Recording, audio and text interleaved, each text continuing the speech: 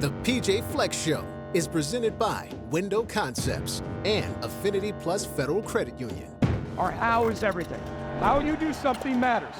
Culture, how, next on mentality.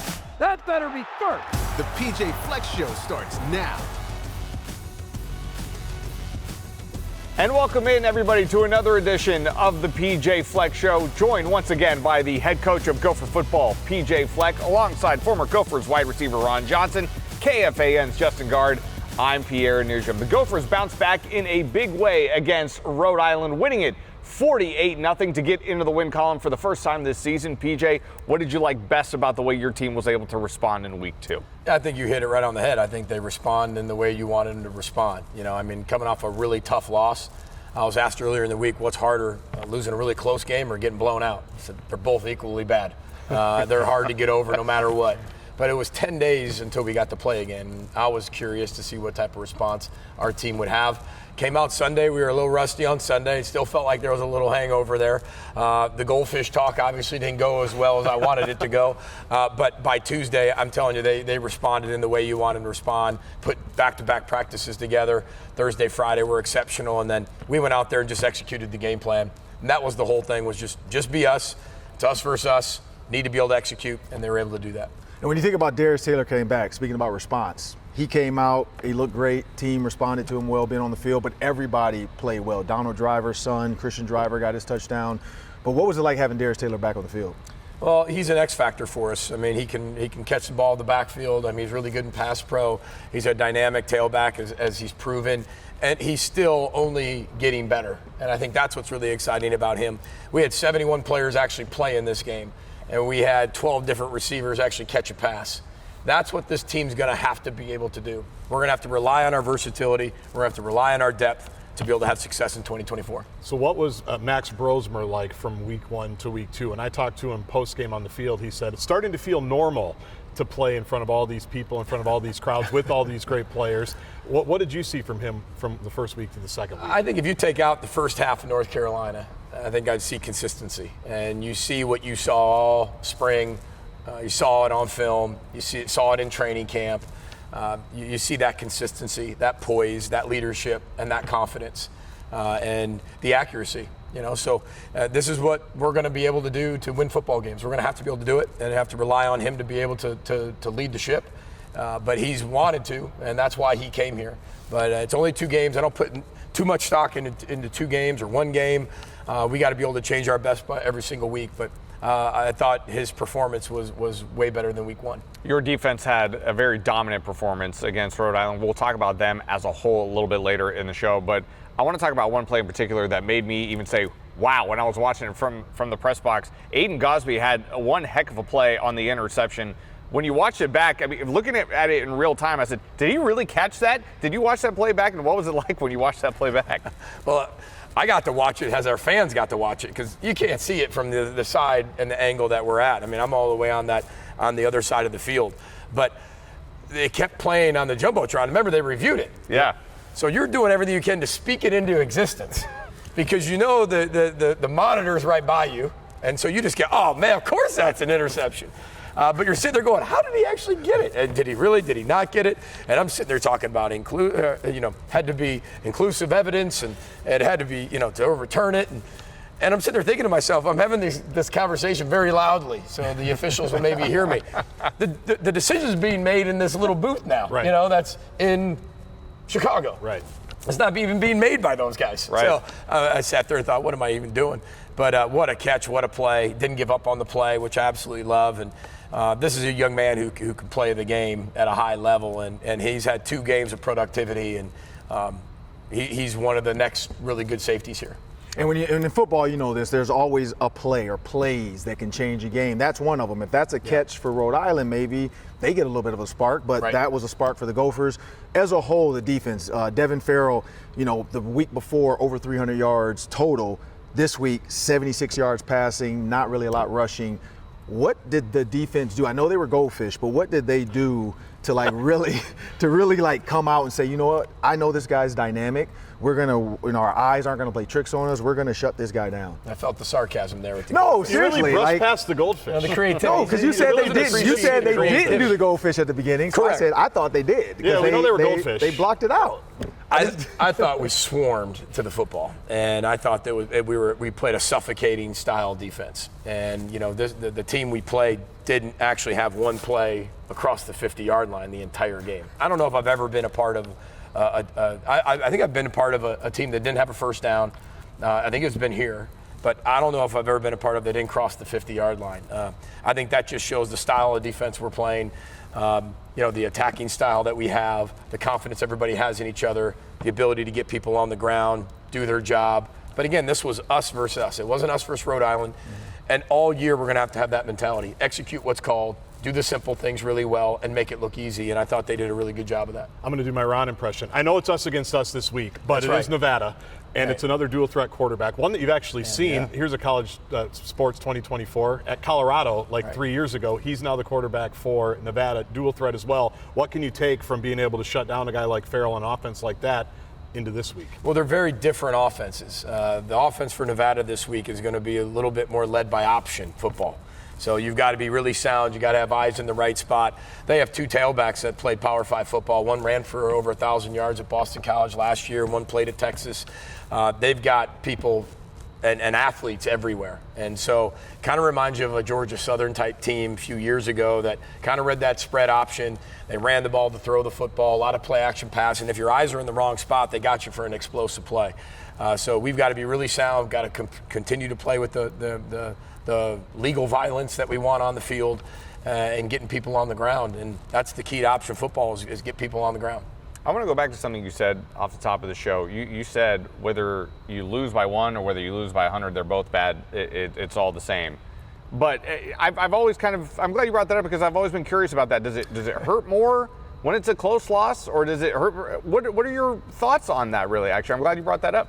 I've been beat by 60 points as a head football coach, and I've lost in the last second, won in the last second. Blew teams out, as our staff and the players over 12 years. You feel more when you lose a really heartbreaker, and it comes down to the last play. The difference is everybody thinks it was that last play, and only that last play. When you get blown out, it was 40 plays. And we're going to sit here and talk about all the 40 plays, and everybody's going to have a little piece of the accountability. When it comes down to the last play, that's where all the focus goes in. That the game could have been won or lost with that one play. But it wasn't that one play. But that's where everybody reacts, especially with all of our young people hearing that. And that's where you feel for the kids. The longer you're in it, you're a grown man and a grown adult. It still hurts, but you hurt because you know how the young people are hurting. And you know what's being said out there about that. And we might be able to process that a little bit different as adults than they do as young people. And I think that's the difference. But they still count for one loss. Right. And, so we're or one win. Or one win. So, we're thankful our guys responded in the right way. And looking at the offensive line, Quinn Carroll started at tackle. Martez Lewis goes to guard. We know Ariante Ursary is the other tackle. But when you look at the continuity throughout a season of this offensive line, is this something that you're going to continue to figure out, or this is up to the offensive line coach to say, hey, this is the group I went out there, this is the group that practiced well this week? Well, I think in a perfect world, you'd love to have just 5, and those guys have all had 40 starts together. Mm-hmm. I think any coach would want that. I don't think that's reality. I think what we're going to do is we're going to continue to monitor who the best 5 are. It kind of reminds me of maybe even 2019, 2021, where we played a lot of linemen. Remember, I make our coaches who are the best players on offense, who are the best players on defense, and rank them. There's been years where 6 of the 10 have been offensive linemen. Well, then why aren't the 6 on the field? And there's times, and I'm not saying this is an issue and a bad issue of our offensive line finding out who's going to be that real 5th and that solidify that 5th. We might not solidify that 5th. We might have 5, 6, 7, 8, and they rotate that and move them around a little bit because they all keep getting better. So it's not a problem and a bad thing if guys keep chasing and getting better and competing with each other and they keep jumping each other. And our job is to put the best 11 on the field that particular week. They've played together all through spring ball, all through training camp, all through last year. So these guys have all played together and they've all moved around. So the camaraderie's there. You love to be able to solidify it, but if that's not the best thing for the football team, we're getting the best 11 on the field, we won't. We'll continue to have it be a competition, and we'll go from there. Well, the offensive line certainly looked good. The whole rest of the team certainly looked good against Rhode Island. And when we come back, we'll speak with one of the difference makers in Saturday's victory against the Rams. Jack Henderson joins us here on set. Stay with us. So much more coming up right now on the PJ Fleck Show.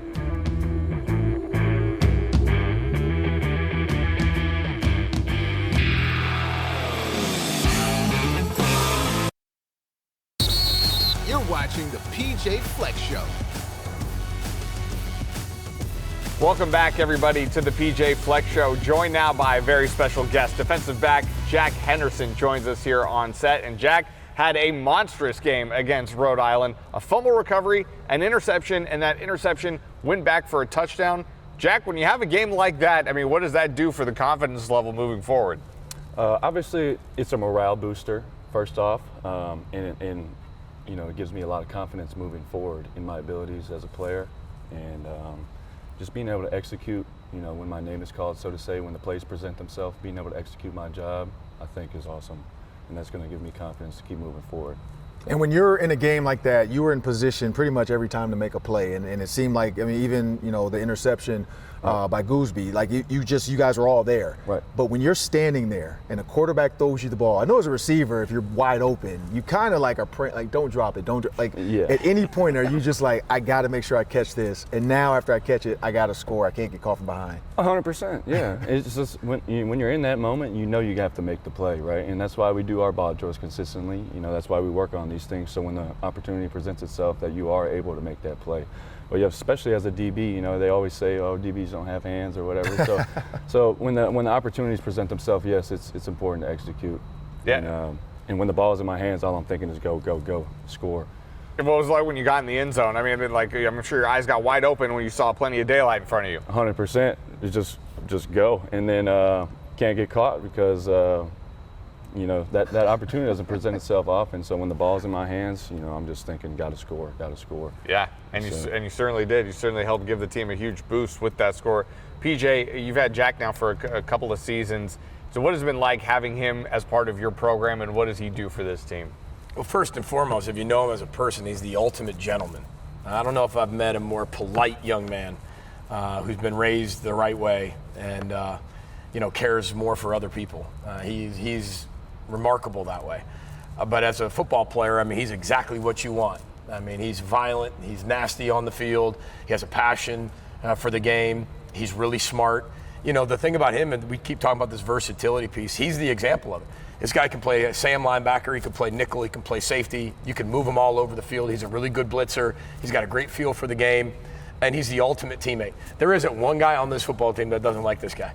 And I think that's really hard to find because he is so humble. And, you know, he always brings us jambalaya, so that helps a little bit too. That helps just a little bit. Wait, so you make jambalaya or your mom brings it for him? My girlfriend makes the she makes the gumbo, and she makes jambalaya too, but her gumbo is immaculate. I mean, I've even restaurants back home that can't compete with her. You know? I'm mistaken. Gumbo, not jambalaya. It's all of it. I'm thinking Mr. Paul's right now. I'm thinking etouffee. I'm thinking all of it. So. I made myself a promise. I was telling these guys offset I wouldn't hijack the segment by talking about Southern food. But now that we're here, Jack, and talking about this, you know, the gumbo and the jambalaya. I mean, which one would you say is your favorite? And what are some of the things maybe that you think you've perfected cooking? Gumbo has to be my favorite. Okay. Just because you got the nice dark roux over some rice. Me personally, I put the potato salad in it and some Crystal's hot sauce on top. You know, my dad's been making that for me since I was a kid. So growing up, you know, that just stays close to my heart. So I love gumbo, and making myself. Honestly, I need to improve my game when it comes to cooking Cajun food myself. You know, because the people in my life right now, like my dad and my girlfriend, they have it nailed. So I gotta get with them and consistently get better at that. He's the only guy that's walked through buffet lines and asked where the alligator is and where the frog legs are. And I'm like, excuse me? So are you going to have alligators? No, I'm just kidding. I mean, because they have in Detroit. I've had the alligator downtown. They had it at State Fair, I think. I think you can get it at the State Fair. They do. It's got to be the next one of the meals, maybe the bowl game. You got to say, hey, we got to have fried alligator. You got to do that. But We'll when have you his look girlfriend make the gumbo for the bowl game. when you look at guys on the team, because PJ talked about life skills and that's huge. Like, you guys, are shown how to date. I know Rachel Barabo comes to town and she talks to you guys about being men and she gives you guys life skills. One of the things PJ mentions, you guys cook for yourselves for breakfast sometimes. It's just another addition to being a man. Right. Would you say that you're one of the better cooks on the team? Yes, but but I may be biased. But look, it's just that factor in itself that's so awesome for players because it's such a variety of food, and that we're able to make what we want every morning, so to speak, is awesome for the guys. And you see guys looking around, hey, what is he doing differently, and just taking notes. And as time went on, we all just collectively got better. Oh, I got an NIL idea now. Awesome. I got something for a competition for you guys.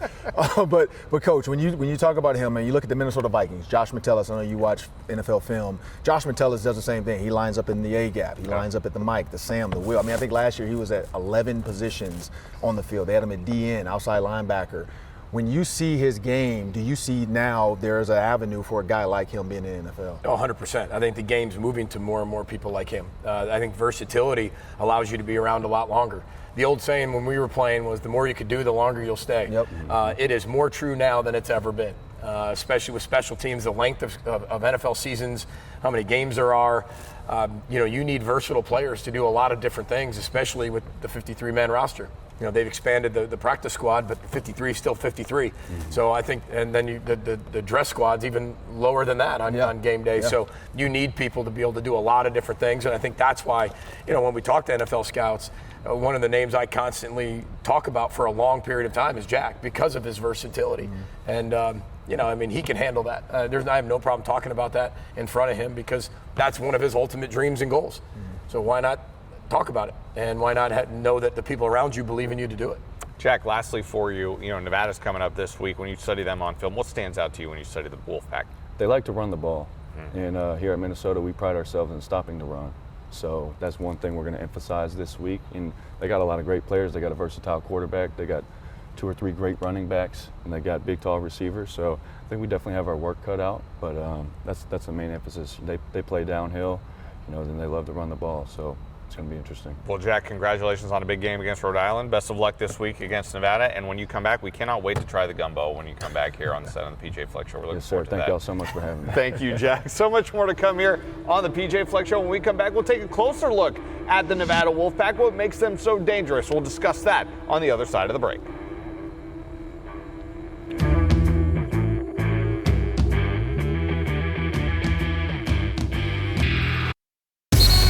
Welcome back to the PJ Fleck Show.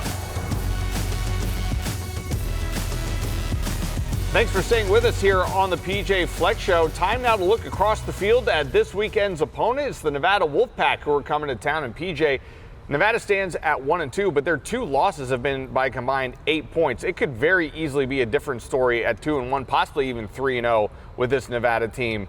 You mentioned it a little bit earlier in the show, but when you really study them on film, what stands out to you about how good this team actually really is? Well, how hard they play. I mean, they should be 3-0. We're treating them as a 3-0 ranked football team, and I told our team that. We're treating them that way. And being ranked in the group of 5, that's how we're looking at them, because I think they have the ability to do that. If a ball bounces their way here or there, they probably are. So, they played already 3 games. It's going to be their 4th game. They've got more experience in playing games. They run the football. A lot of it's a lot of zone, read option. They play action pass off of that. Like I said, they got a bunch of tailbacks, and they're playing with a lot of confidence. They've got a lot of good skill all over the field, and they play really hard. And when you look at this team, you just dealt with a dual threat quarterback. Now you have another one. Not say how easy is it, but we know we talked about what you're taking, but what kind of a challenge does he present? Well, there's never a play that's over, and everybody can do their job. Every X can cover up an O, and O can cover up an X, and that's great on the board. But then you have this human element to this athleticism that their quarterback brings to the table, and he can get out of trouble really quickly, and he can make you look silly with his jukes and his moves and his speed, and then he's got great weapons all the way around him. So they're a really good football team, and they've probably one of the more improved football teams I've seen on film from year 1 to year 2, actually year 0 to year 1 with the coaching staff. So a week ago at this time, Notre Dame was firmly in the college football playoff because they just beaten Texas A&M. Don't they call those like the week 1 overreactions yes, or something? It like was. That? The NFL has the same thing. They do. And your Northern Illinois Huskies handled them last week, led by your former roommate, Thomas Hammock, as the head coach. I bring it up for 2 reasons. Number one, is it something you can use as kind of not a cautionary tale, but if you're not ready to play, these are things that can happen with your team. And number 2, if you do something special, even at your age, you're going to have a group text get blown up because of what happened with your former teammate at your former school. Yeah, I mean, you're always an alum of the place you graduated, and I think there's a difference between being an alum and really being attached and involved in your program.